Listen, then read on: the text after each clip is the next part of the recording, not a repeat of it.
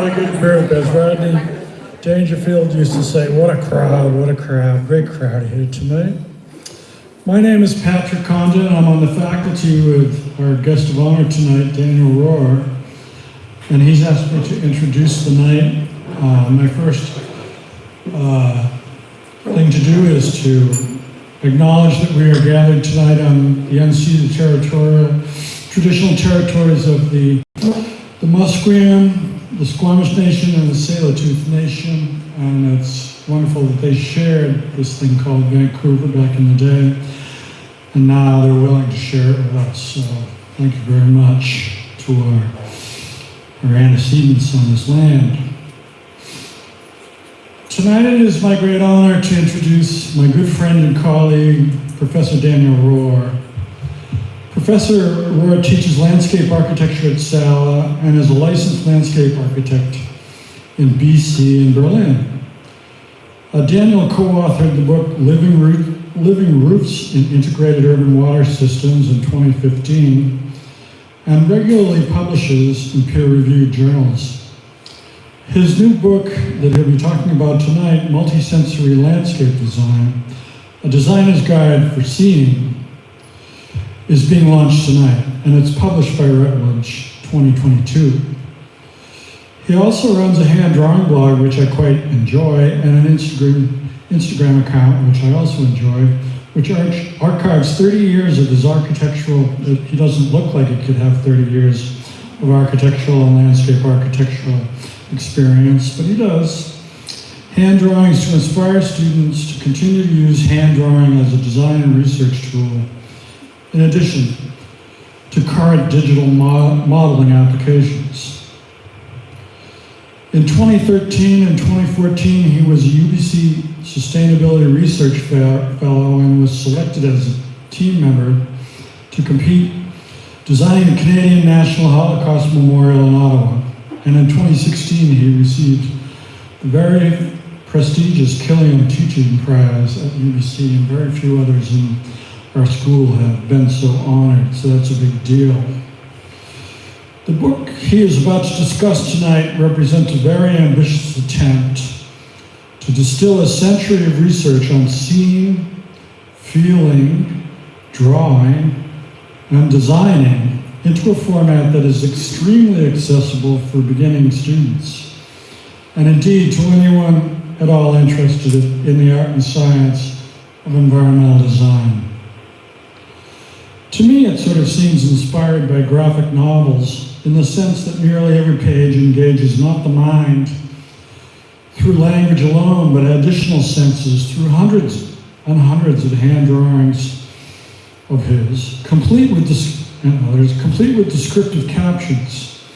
In this way, the book practices what it preaches, forcing those who open it to participate in it sensorially. I always trip over that word, rather than to simply read it. Rohr's book is a departure from well-known previous works on green infrastructure design and function, from his previous works on green infrastructure design and function. A lot of credit goes to him for stretching his expertise very broadly to encompass such a deeply psychological and cognitive realm. It is much needed. I can think of no other text that directly addresses the sensual poverty of our current cultural milieu and how deeply it cripples the perceptual abilities of incoming students of landscape architecture. So, without further ado, I ask you to welcome Professor Daniel Rohr, and I give you Professor Daniel Rohr.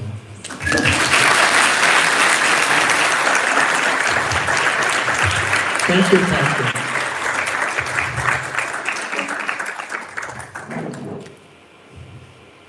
Welcome.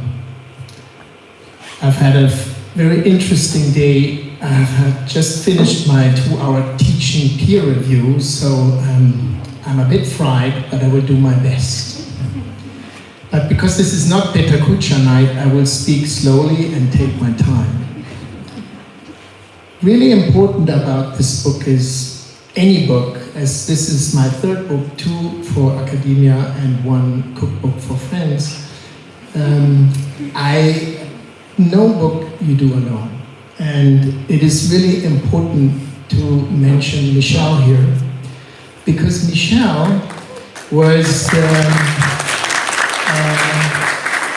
heavily involved in the beginning, and it is very clearly written in the book what her role is, and I want to really thank Michelle for all she has done. And it is really her graphic experience, her incredible writing and research skills who kept me on track. And I will talk in my talk briefly about that as well. There goes a big thank you to 2 classes which are listed at the top here, which were our kind of guinea pigs to run this and make sure it's actually working. And I would like to shout out Jenna. At the end, she took on the task to publish a self-published student book in which she showed the blog, which it's also available as a blog, but also as a written tool, a written book which helped me to then write the book. I would also shout out to Nadia Rouhani, who did the illustrations for the Sense Walk maps. Dr. Feiyu Wei, who was 1 year a researcher, then caught up here in the pandemic from China with her daughter. She helped with the translation of the Chinese maps and the research. And then I had very rigorous former students, and Jordan Lipkin, who is a landscape architect, and Marissa and Duncan, who are former students of this seminar, who are now also graduated, who read the book after to make sure it makes sense. And finally, my partner Jane Green, who had to keep me mentally sane and also did all the final editing. But before we start, Michelle and I had this idea to dedicate this book to Cornelia, and Cornelia was a very good friend of mine. She was like a third grandmother to me, and every minute we shared was very precious. And I dedicated this book to her, and I show you here the last photograph I secretly took with her because she liked to do secret things. We had tea outside in the pandemic, which was obviously against all the rules, but she wanted to have tea with Jane and me, and we were outside. And this is the final shot of her saying goodbye. So it's a very important personal photograph I wanted to share with you. Now, on to me. This is the Alps, near Innsbruck in Austria. This is where I spent in the late 60s my childhood. On this log, in this cabin, up seriously high up in the mountains. Now this is all destroyed, it's après-ski, and it's a much bigger place, and it's completely lost its sense. But at the time in the late 60s, to get there, you had to walk. And to get down in the winter, you had to ski. So it was more like a transportation tool, not to be a hipster dude. It was actually more like to get from A to B. And in the back was 60 cows, which were hand milked, which the milk had to be hand milked, and you can see the outhouse in the back. This experience, and you can see it here, this is the scale of this cabin, and there's the nearest hotel where you could go for hiking. This experience had a huge impact on my life.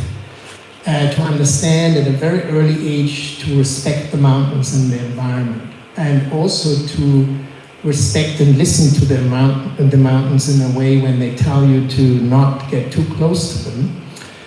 This photo shows me climbing with my parents, and there's a little security rope high up to learn at a very early age to respect the mountains and not be nasty with them, and really be appreciative of them. Water was my big driver, and it's been in my career always, since I started. And water is multisensorial. There's sound, there's smell, depending on the quality of the water. There's beauty, and it can be controlled or not controlled. And as a kid in the mountains, that's what I did. I played to control it in dikes and dams, and was always very inspired by that. But now we go a little bit further. In my youth, where most people draw realistic as children or try to draw, I intentionally rebelled and drew abstract. And this was inspired by my mother, who was an art dealer for the Bauhaus, Pupil and Dada period, and the Viennese and the Dresden Secession. And I got inspired and copied mostly Dada painters, particularly Hannah Höch, the only female Dada painter. And those abstract drawings I drew instead of actually drawing realistic. So these are a few from my childhood. And it was only later on, so kind of a seeing experience, later on through my education in Edinburgh, that I learned by a very prominent instructor, an architect actually, who was also a landscape architect, to design and draw and communicate realistically through drawing. This is a photo of Mead Palmer's office. Mead Palmer was in practice since 1947 in the United States. He was a founding member of the UVA program, the University of Virginia, and you had to draw with clutch pen, pencil, and color with pastel powder. And to enlarge the drawing, you had to do it by grid. That was the way it was done in the late 80s, even in his drawing, in his drawing shop kind of thing. I was the only guy in the office. There's two wonderful landscape architect ladies I worked with, and it was one of the best times of my life, and it taught me to be precise in drawing. I put this drawing in because it had a pivotal moment in my career. This is in Sapporo in Japan. It was a secret project I worked on with Taisei Corporation. I worked 3 years in Japan with Taisei Corporation, 16,000 engineers and architects, and we were doing secret work. And I did this project with a recent AA graduate who came back to Japan to work, and we designed a speed train station with a 90-meter wide hall with no columns. And that was a secret project the firm was working on, and I was put in charge of creating the green roof. And this was my entry into green roof. But why I'm showing you this is because it's hand drawing and designing and experience through the hand. And then obviously this idea when to use what drawing to show the overall idea, and then the sight immersion into the site. But as you can see, so far only sight was used for me in my education. Then I was in charge of the Potsdamer Platz, which was in the 90s the biggest inner city project, the first LID project, low impact design project with stormwater management worldwide, and which is now the key project for green roof design, where people look into. It was 17 buildings. And I was in charge of designing it for Krüger Mörler, a firm from Stuttgart, for 6-7 years from the first sketch to the last calculation. And that continued after that work, which I did most of the work by hand, only the construction drawings, obviously with AutoCAD, in my own office then for 6-7 years in Berlin. And you can see here the big screen. We did have computers, but oldies today. But I was insisting to continue to draw by hand, and I still do that today, because the reason is, for me, the hand is the ideation, it's the thinking process. The computer is a tool. At that time, we started to experiment with Photoshop. It was one of the very early versions, so I used my hand drawings and we Photoshopped them to look like watercolors. And that was the sort of first idea I started to kick into me. These representational drawings, they are not really representing what landscape architecture is about. Okay, they were a great language. This is the Beijing Olympics competition. I worked with a Chinese team, and that led me to then open an office in Shanghai for 6 years. I used drawing because my Chinese was zero, only I could say thank you and goodbye. That was obviously not enough to design, so I used the hand drawing as a communication language with my colleague, and then we established an office and worked for many years together. So still, sight was the issue. This is one of the sketches of my own office for a project in China, where I tried to be very respectful and not integrate too many Western ideals, but also represent with my Chinese colleagues some experience of the Chinese language as well. This is a first spatial study. But my time in Japan, and particularly my time in China, I realized we are doing something wrong. We need to think much more multisensory. And this is an example. When I was walking the streets, the smells, the touches, the experience, the sounds, then cooking on the street, the smiles, the taste of the amazing food made me aware there's something missing in the way we teach students. This is my 17th year at UBC. This is with an ENS class teaching them referential drawing. Later on, I took students on many trips to do analytical drawing. But again, it was more focused on what is out there just to see what you see. It was a good start, but I was not satisfied with it. Then I worked many years with Patrick Condon doing charrettes. This is a view of North Vancouver in 100 years. And I was asked to help with the designing and at the end doing the representation drawings in a few hours. This is Surrey. This is then diving into it a bit deeper. These were fantastic experiences, but what I did find challenging, it still was just too focused on sight. This is another charrette, not with Patrick, with another colleague of mine in architecture on the island, where we looked at retention ponds as ecological system areas for bird watching and so on. But it still was focused too much on sight. Then I wrote my cookbook, and the main actors of the recipes, in this case the dancing anchovies, again, sight. So I thought, that's not going to work. So since 2013, I've been using the tablet. I remember walking in to my ENS class, and everybody said, hey, the guy's gone hipster. What's wrong with him? And then I had this really weird pen which didn't work very well because it was not the refined ones we have today. So every time I tried to write a letter, it started jumping. So that didn't work. But my God, this saved my, I shouldn't say the word ass in the pandemic.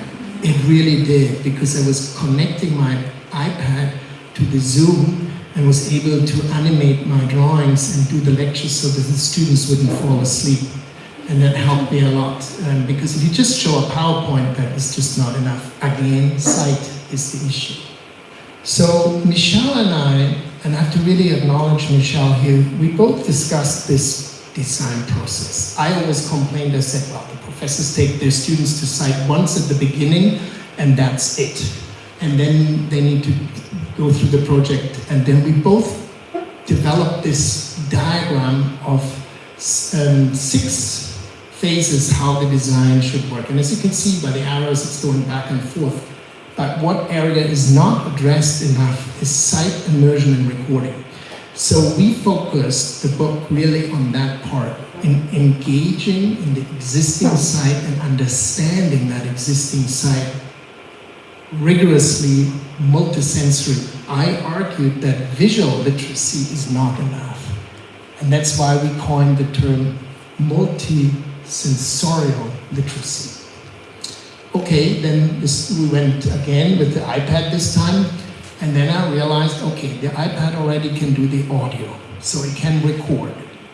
The iPad can animate. Okay, it can animate ideas I see. So it started to be a tool where you could start to grasp certain specificities, but not all. And because I'm not such a great writer, Michelle was very encouraging when I started doodling my ideas and said, yeah, go, do more of those. And so I started to write most of the book's academic content. It's got a textbook content and it's got an academic content. I drew it. And I drew it because I felt more comfortable with drawing it. And these are just some of my private sketches, how I went about it, and how I started with referential analytical sketches and trying to understand how to record it. And then we came up with a structure. It's in the book, of course, what kind of recording tools for what kind of sense and what kind of visualization you can achieve. And then it got a bit more complex. So I read quite a lot of cognitive research papers and so on. And then I sort of thought, how can we visualize this for a first and second year undergrad student who's not excited to read cognitive papers with right away, but wants to understand what actually happens in the observation process. So we visualize this, and as you can see in this sensorial analysis of a strawberry, you have these observation icons, and then you have the brain, which is your hard drive for the cognition. And the synthesis, the perception, the cognition and the synthesis is then the perception, that together. And that sort of was the complexity of it. So we were thinking, if you think about and eat a strawberry, maybe in your brain, and you think about your grandmother's strawberry cake a few years ago, the smell of it, the way it crunches when you eat it, and so on. So there was this interconnection of observation and the perception, learning that process. So I thought, well, all right, let's do the landscape. Okay, we can't eat the landscape, so that one is obviously, well, you could if it's a fruit tree. But in general, you can't eat the landscape. Let's try it with the other four senses and run it, and what kind of synthesis that does to you when you watch a landscape. Does it remind you of your childhood?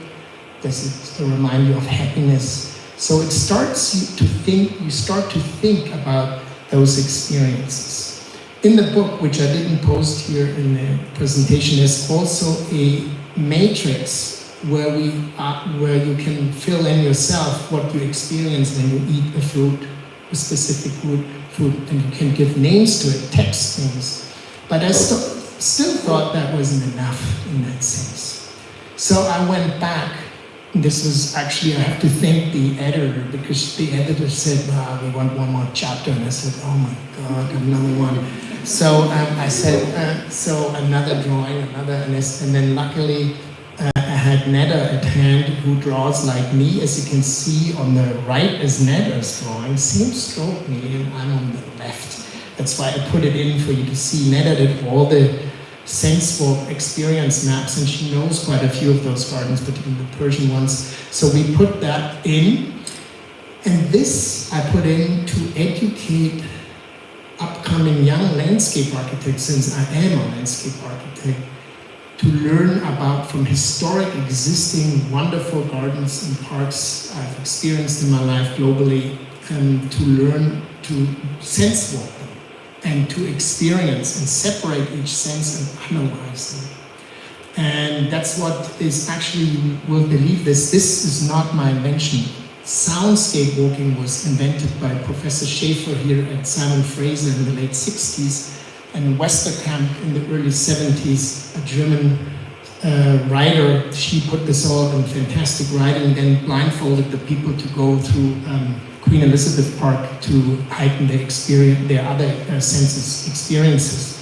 I'm actually going to do this with my students this semester, they don't know yet. So what happened then is I created these, I wrote a couple of peer-reviewed papers to get it rigorously peer-reviewed and critiqued, and a book chapter where I'm very proud, with a very famous German publisher and a very famous professor who invited me to write a book chapter about these sense experiences.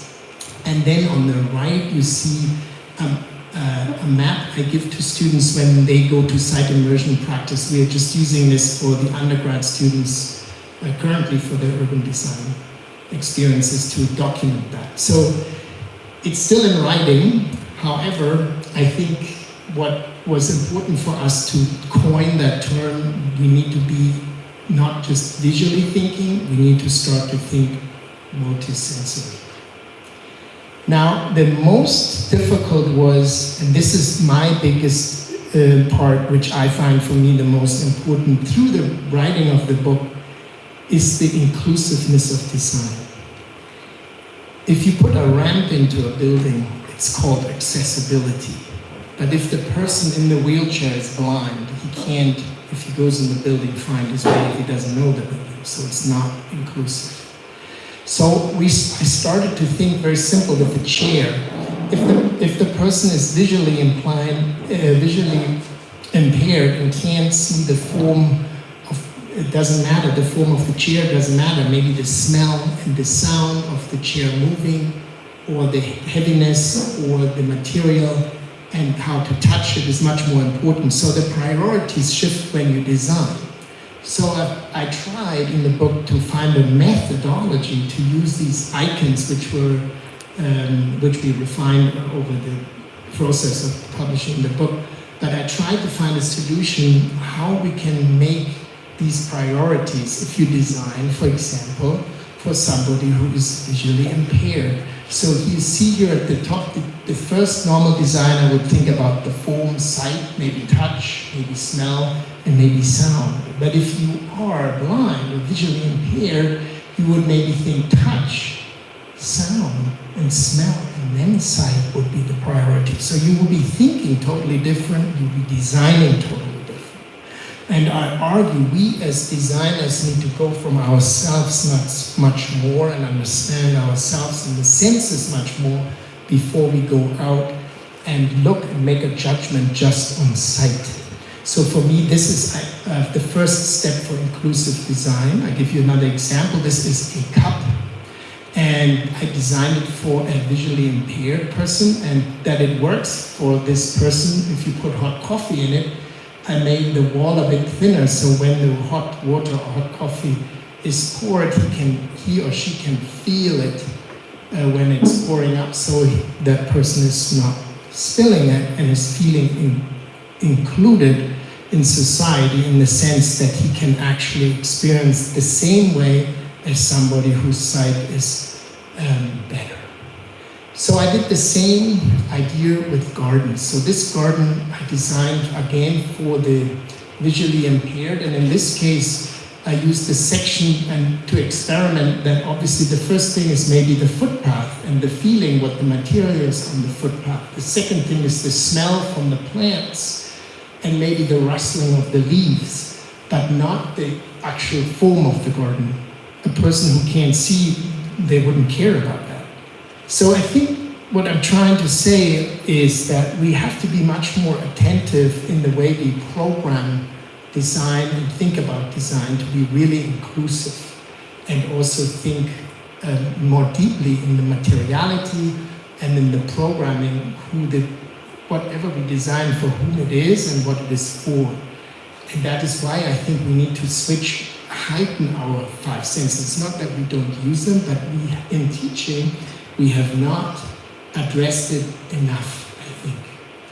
And this is just the process in the book, how that can then pan out, and then it explains you the reasoning behind it, and then also the list of further investigation. So it is a process, step by step, for young designers to learn to design in a multisensory way. But as you all know, I'm here for teaching and then research, so the students is the most important. And this is, then I decided that all the work we did, we want the world to see. So we create this blog, and this is one of my favorite ones. And it was the class in 2020 when the pandemic was on and we had to go online. So all the outside visits were gone, and I had to find methods to teach them from the screen. And so I developed for each week an exercise. I went for an espresso for 20 minutes, where they had to do something, getting off their screen, go out of their house and design things. And it was fascinating for me to see how engaged the students were and how good they did the work. So I give you an example. I asked them to go outside the house, look at the roof, look at the building, and design the water precipitation from the cloud to hitting the roof and then ending up in the sewage system on the road. And that had to be explained to the grandmother, who may not be a specialist in stormwater management. So it was amazing what ways and methods the students came up with, and I tried to not give any restrictions because I wanted the students to think. And I also asked them to draw blind. So blindfolded, we're going to do that this Friday actually. This is Baron Kessler, who graduated last spring, and I love those drawings, the simplicity behind them. And he was himself amazed when he opened his eyes that he had actually drawn them. We also look at, how we use the iPad to animate things and understand how, touch, how the railings work or how they don't work, how is the movement going up the stairs. So engaging the students understanding this. Also aging people, younger people, everybody uses this. They are different, what's the experience, and really understand this. Marissa Campbell, this is her tasting lemon and giving it a hierarchy. So getting analytical, not just drawing a lemon, but also understanding the context behind it and really starting to measure things and start to understand what's actually happening. We also always go to Granville Island, eat food there, and then they have to interpret that in their drawings as well. This is also one of my favorite, also by Marissa. This is the opening of an orange and what happens. You all know when you open the orange, you get this squeeze, the spritz, and then you get the citrusy smell and that experience, this multisensorial experience. And this is her interpretation of it. I have a lot of drawings from Marissa in my book because I thought she was very talented in understanding this multisensorial literacy experience. And then one of the final exercises is they have to do a summary. I just picked one there. Many, not all of them are in the blog because many of them are quite personal, so I didn't post them all. But then this is one by Wen. That was her sort of final drawing she did. Because I also taught them the cube method where I use a cube in axonometric to see the world above, at, and below ground.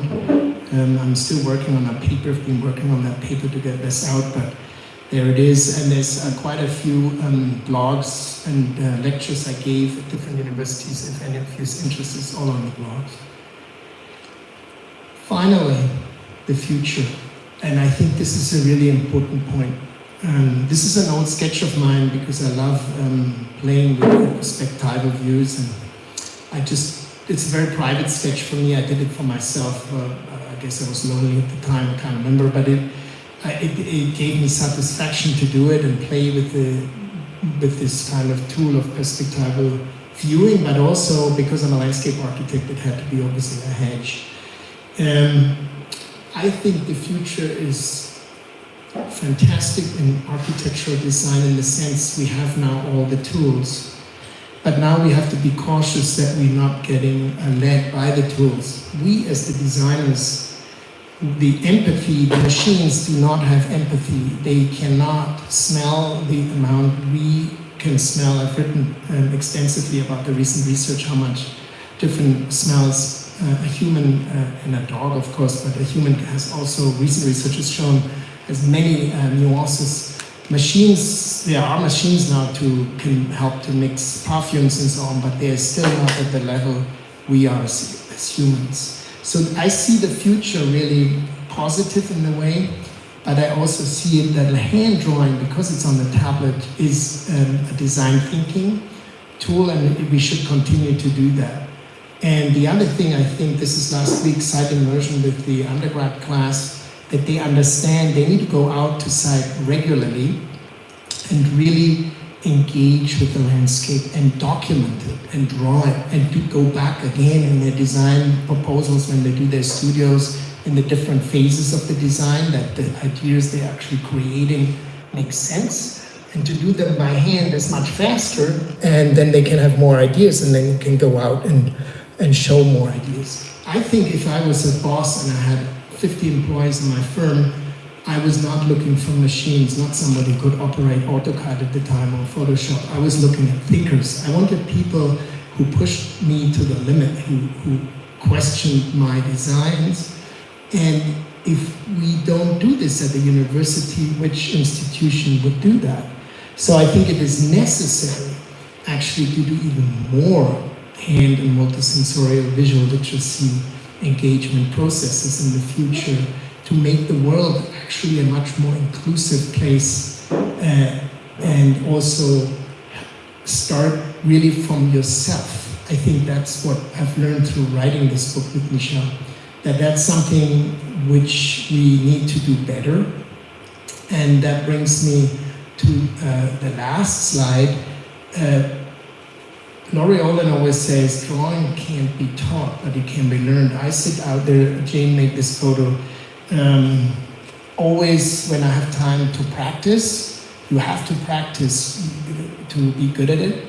And that goes now with the new tools on artificial intelligence. They are so good now that there's tools out there where you draw a line and it can be computed to tell you what kind of mountain range that should look like, and on another image it will draw that for you.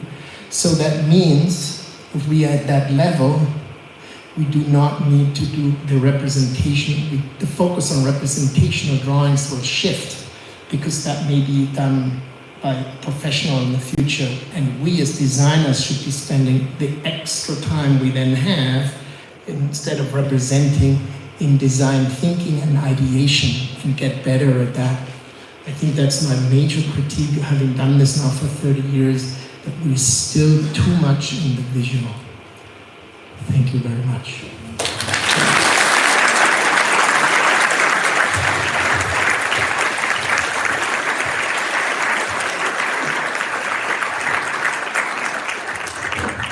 That was great, Daniel. I'm very moved by all that. We have time for questions and answers, so take it away, somebody.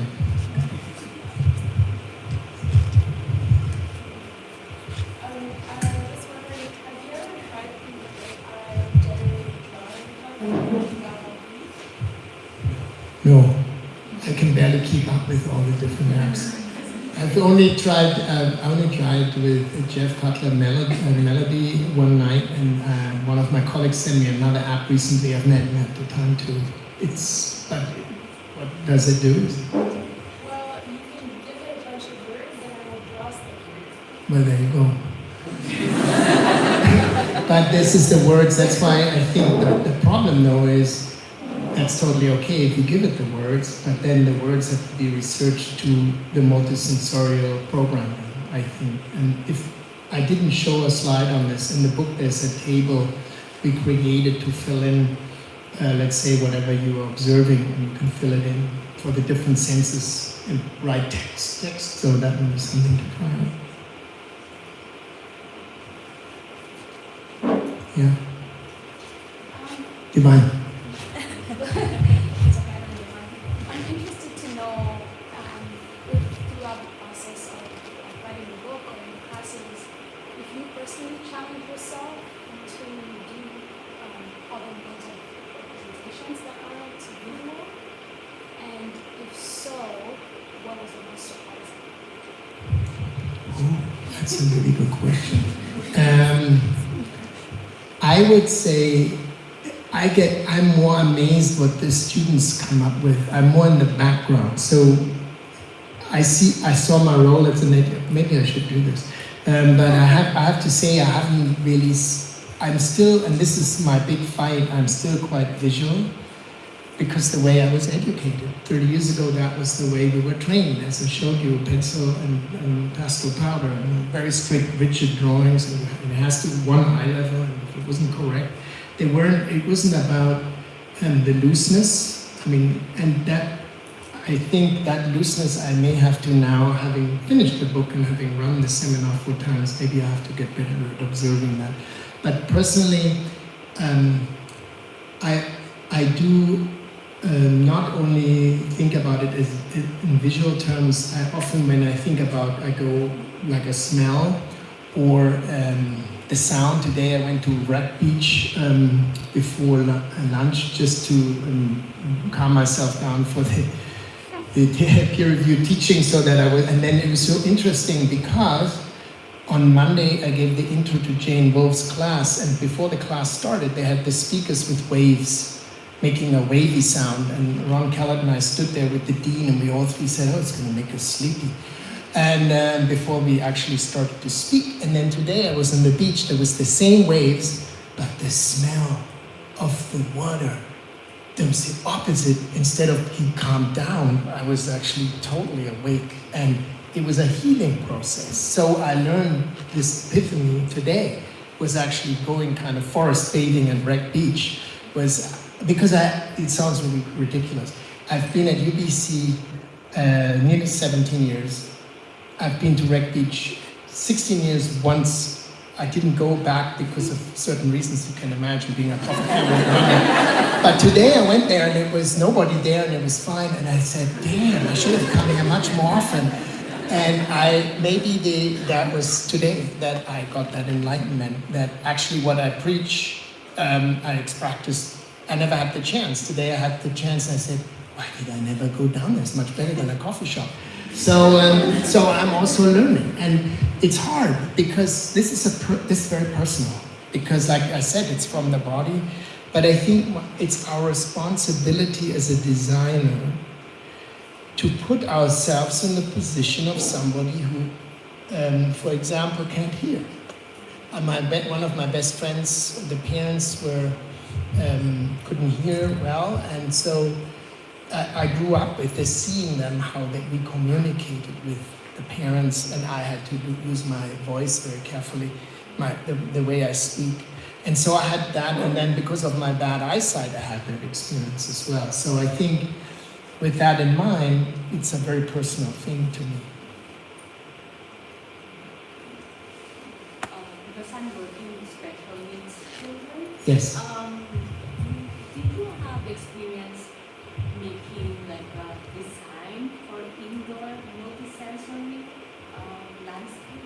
It's a very good question. I read a lot about interior multisensorial design also for people with special needs. There's one university, I think only in the United States, where people with visual impairment can study. It's amazing architecture too.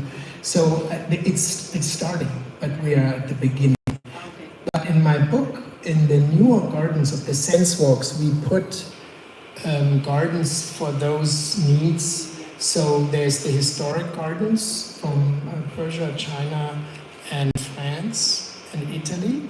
And then in the second part, these are all contemporary gardens for exactly people who have certain needs. Yes. I'm looking at a particular place here in Vancouver or Lower Mainland. I don't No, find yet. it was really hard.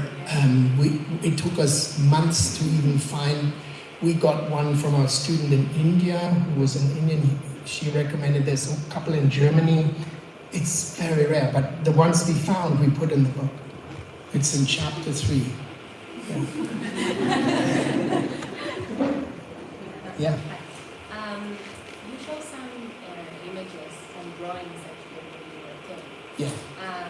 Is there anything from those drawings that you think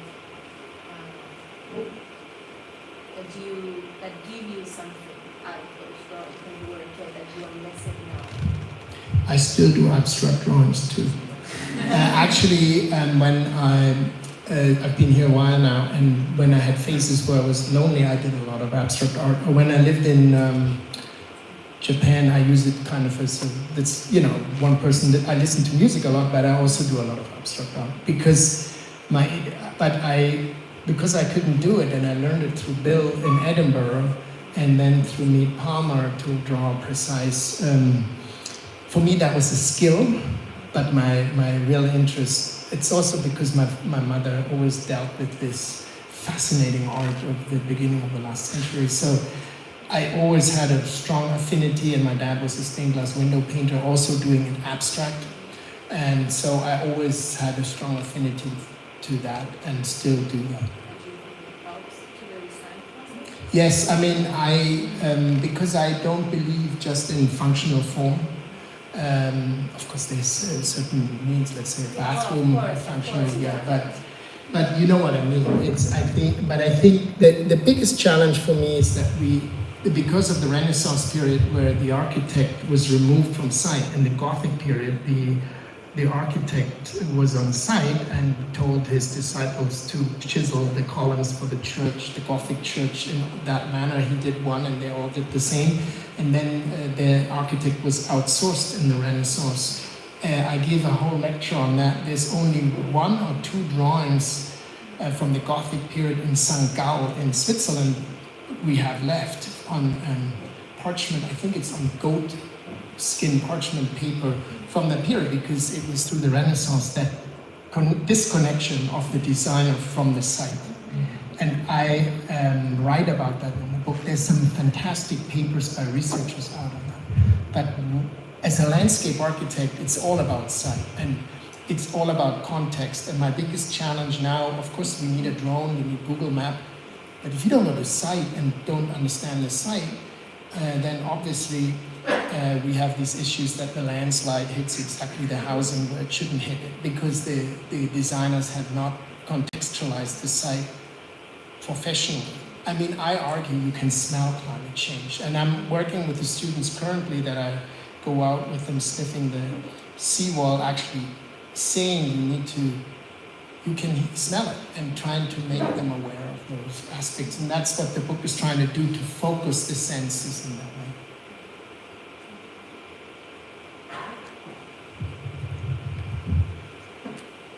One more? Yes.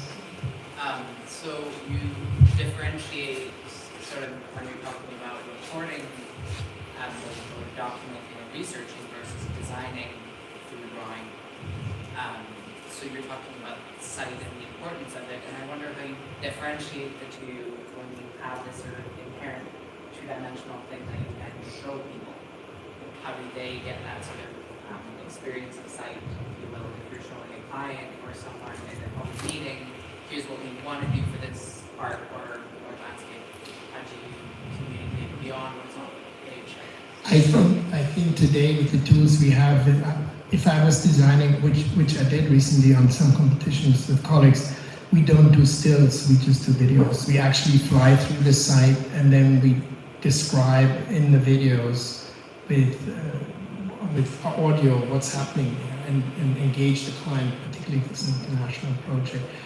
I think for this month, the stills are, you can use that for construction drawings, that to actually a mayor who's not a trained architect may not be able to understand the complexity, but what he will understand is the video.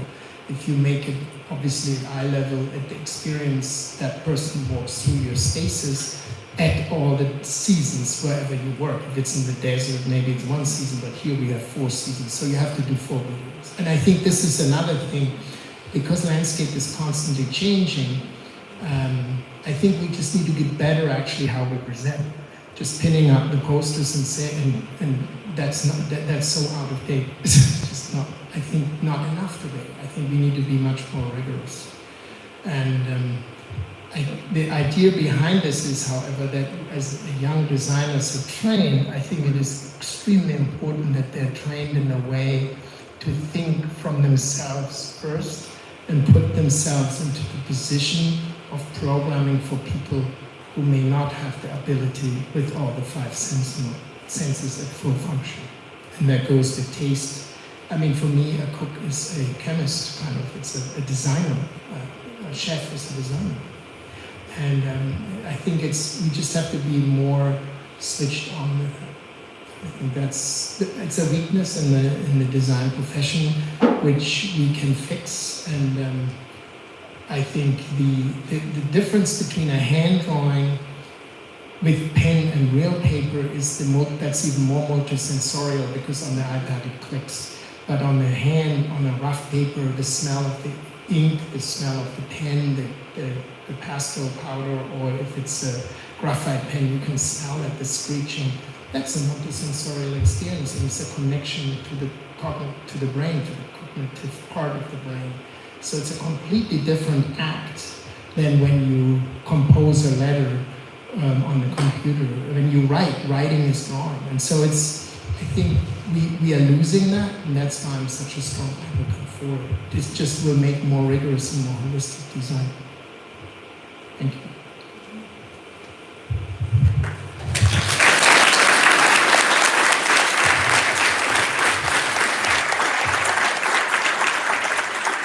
Well, like I said earlier, it's very moving, Daniel, to give us that experience of your life and how it gets embodied in this work, which won't be the culmination of your career, but it might be a very high point in your career. So I'm very honored to have participated in this myself. And I know you have books for sale here. And there's about a couple hundred people in the room, so I expect you to sell at least 100. And how much do you make for everyone that's sold? About 5 cents or 6 cents, something like that? Kind of. Not very much. For a couple of years. So I'm sure Daniel will stick around for a while for questions, and a lot of those questions will be answered in the context of the wonderful book that he's written, which is available for you to purchase here tonight. So join me again and congratulating Daniel on this work. Thank you very much.